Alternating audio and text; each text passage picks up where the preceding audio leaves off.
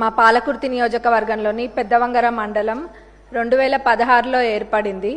అది పేరుకి మండలం అయితే ఏర్పాటు చేసిండ్రు కానీ అన్ని గవర్నమెంట్ ఆఫీసెస్ అన్నీ కూడా రెంటెడ్ బిల్డింగ్స్లోనే ఉన్నాయి. దీనికి ఒక దాతలు ముందుకొచ్చి స్థలం ఇవ్వడం కూడా జరిగింది. దాంట్లో ఎంఆర్ఓ ఆఫీస్ ఆల్రెడీ ప్రారంభించి 50% పనులు కూడా పూర్తయినాయి. మిగతా 50% పనులు ఏవైతే ఉన్నాయో దానికి ₹1 కోటి అయితే ఆ బిల్డింగ్ సంపూర్ణంగా పూర్తవుతుంది.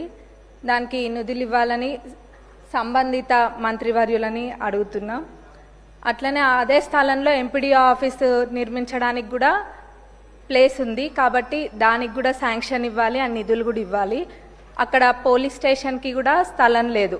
పోలీస్ స్టేషన్ కూడా రెంటెడ్ బిల్డింగ్లోనే ఉంటుంది కాబట్టి పోలీస్ స్టేషన్కి కూడా స్థలము మరియు నిధులు ఇవ్వాలని కోరుకుంటున్నా ఇన్ఛార్జ్ మినిస్టర్ గారిని, అట్లనే సంబంధిత మంత్రివర్యులని కూడా. ఇంకా మా పాలకుర్తి నియోజకవర్గంలోని పాలకుర్తి మండల్లో బస్ స్టేషన్, ఆ బస్ స్టేషన్ అయితే ఎవరు పట్టించుకున్న నాదుడే లేడు ఇన్ని రోజులు. మొన్న ఒక పెద్ద యాక్సిడెంట్ జరిగింది, బస్సు లారీ 2 కూడా ఢీకొన్నాయి. అయితే అక్కడ ఒక పాలకుర్తి సెంటర్ అని ఉంటుంది, ఆ సెంటర్లోనే బస్ స్టాండ్ అనేది యూజ్ చేయకుండా ప్రయాణికులు అందరూ కూడా అక్కడనే బస్ ఎక్కుతారు. ఎప్పుడు కూడా ఆ బస్ స్టేషన్ అనేది యూజ్ చేయలేదు.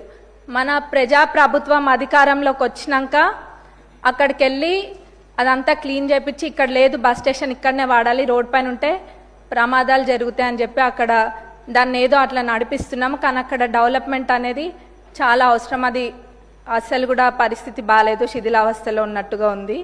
కానీ ఇప్పుడు ఏదో టెంపరీగా అయితే క్లీన్ చేసి పెయింటింగ్ అవన్నీ కూడా వేసిండ్రు.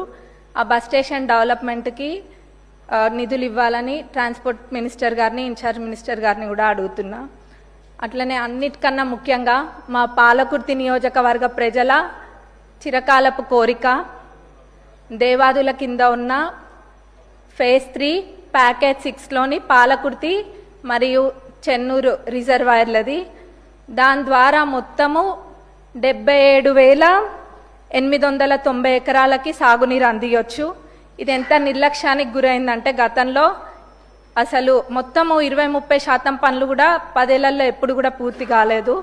నేను గతంలో కూడా అడిగితే మన ఇరిగేషన్ మినిస్టర్ గారు సానుకూలంగా స్పందించి రివైజ్డ్ ఎస్టిమేట్ వేపిస్తే మొత్తం ఒక 1015 కోట్ల దాకా రివైజ్డ్ ఎస్టిమేట్ కూడా వచ్చింది.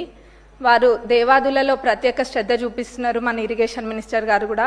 ఎందుకంటే తక్కువ దాంతో ఎక్కువ ఆయకట్టుకి నీళ్ళు వస్తాయని చెప్పి ప్రభుత్వం వచ్చినాక మన